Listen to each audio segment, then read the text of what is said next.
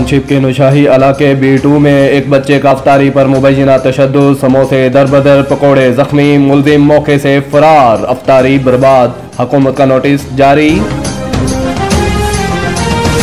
लोगों का कहना है मुजरिम काफी दिनों से ये देख रहा था, पर सब्र ना होने पर यह कदम उठाया गया। आपको बताते चले मुजरिम का बयान सामने आ गया, अफ्तार वालों को वार्निंग। मुजरिम का बयान चाइनीज जबान में रिकॉर्ड।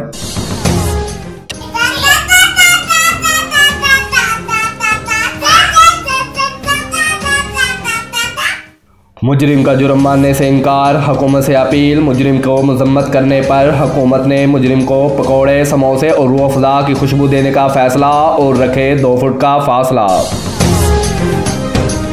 मौके वारदात पर मुजरिम को रस्सियों से बांध दिया गया। तो बात करते हैं मिस्टर नदीम जो हमारे साथ लाइन पर मौजूद है। तो जी नदीम, क्या कहेंगे इस हादसे के बारे में? जी, ये हादसा टाउनशिप में आया है और मेरे पास थोड़ा सा फालसा आया है, तो कर लो इफ्तार, बड़ी मुश्किल से बचाया है। ये नन्हा सा बच्चा इस दुनिया में आया है, लोगों ने बड़ा समझाया है पर ये बाज ना आया है। इफ्तार वालों को देखकर इसने क्या शोर मचाया है।